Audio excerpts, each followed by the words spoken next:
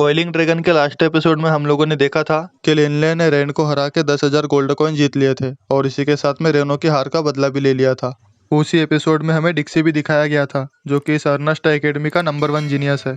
Episode 6 की शुरुआत में हमें एक लड़का दिखाया जाता है जो जंगल में बहुत तेजी से बाहर की तरफ भाग रहा था। वो बहुत डरा हुआ था क्योंकि उसके पीछे बहुत सारे स्नेक बिस्ट लगे हुए थे और इनके बीच में एक स्नेक बिस्ट का किंग भी था। यहाँ पर एक और लड़का भी था जो कि अपनी जान बचाने के लिए अपने फायरबॉल से उनके ऊपर अटैक कर रहा था और आगे भाग रहा था। तभी ये पहले वाला लड़का एक जगह पे आके फंस जाता है और बाकी सभी स्नेक बिस्ट आकर उसे मार देते हैं। इसके बाद में सीन शिफ्ट होता है और हमें लिनले और मास्टर डेलिन दिखाए जाते हैं। मास्टर डेलिन लिनले की मानसिक शक्ति को बढ़ाने के लिए उसे सीधी ब्लेड तकनीक के बारे में बताते हैं और कहते हैं कि ये बहुत ही अनोखी कला है जिसे मैंने अपने हाथों से बनाया है। ये एक तरह की मूर्ति कला है, लेकिन जहाँ पर दूसरी मूर्ति कलाओं में बहुत सारे उपकरणों की आवश्यकता होती है, वहीं मेरी तकनीक में सिर्फ एक छोटी सी ब्लेड का काम होता है और इससे बनाई गई मूर्तियाँ भी बहुत ज़्यादा महंगी होती है। उनकी बात सुन के लिनले कहता है कि क्या आप भी एक मूर्तिकला के उस्ताद हो? तो मास्टर डेलिन कहते हैं कि उस छोटे से बच्चे प्रोलक्सन ने मुझसे प्रेरित होकर ही सफलता प्राप्त की थी और इतना बड़ा मूर्तिकार बना था, इसीलिए वो एक तरह से मेरा भी शिष्य था। अब वो लिनले को ट्रेनिंग देना चालू कर देते हैं और लिनले को एक छोटी सी ब्लेड से पत्थर पे बहुत सारी जगह पर मारने का कहते हैं।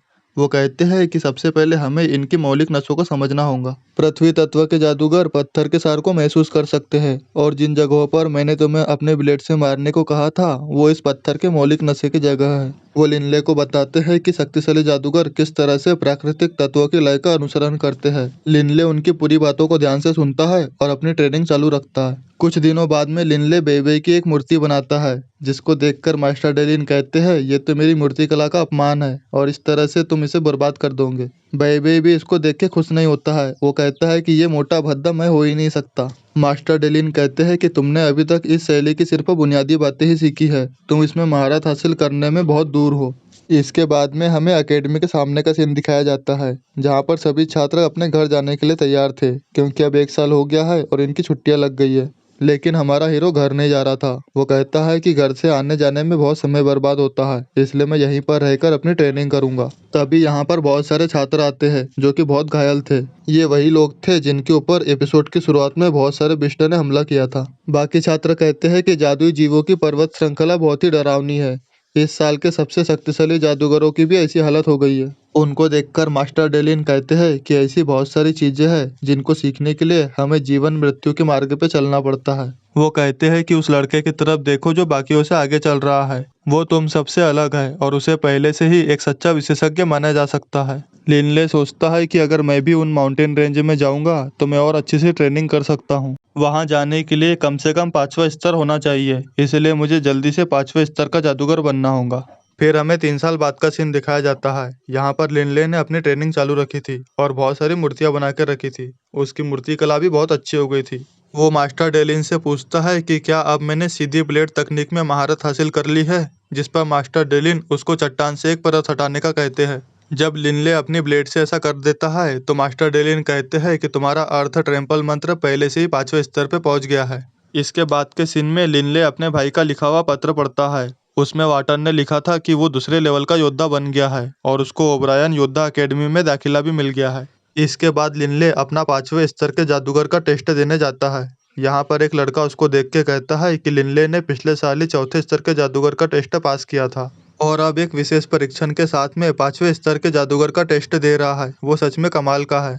लिनले का टेस्ट चालू होने के पहले यहाँ पर अकेडमी का वाइस प्रिंसिपल भी आता है और वो कहता है कि मैं भी इस टेस्ट को देखने के लिए आया हूँ। एग्जामिनर लिनले से कहता है कि तुम्हें 10 मिनट तक हमारे अटैक का सामना करते हुए यहाँ पर टिके रहना है और तुम पास हो जाओगे।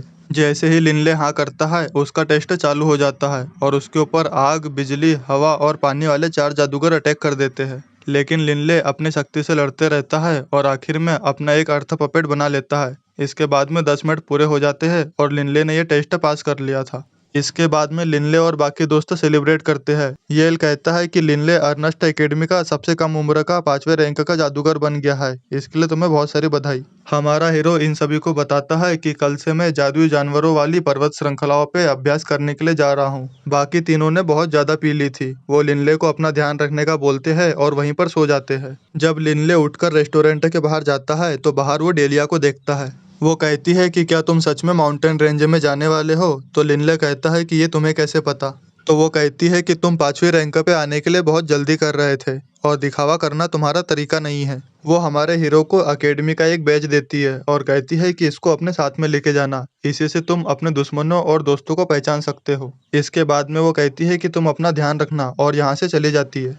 अगले दिन लिनले माउंटेन रेंज पे चला जाता है। तो हम देखेंगे कि मैजिकल बीस्ट वाले माउंटेन रेंज पे एपिसोड नंबर 7 में क्या होगा, यहाँ पर लिनले को कौन कौन से खतरों का सामना करना पड़ेगा। इसी के साथ यहाँ पर एपिसोड नंबर 6 खत्म हो जाता है।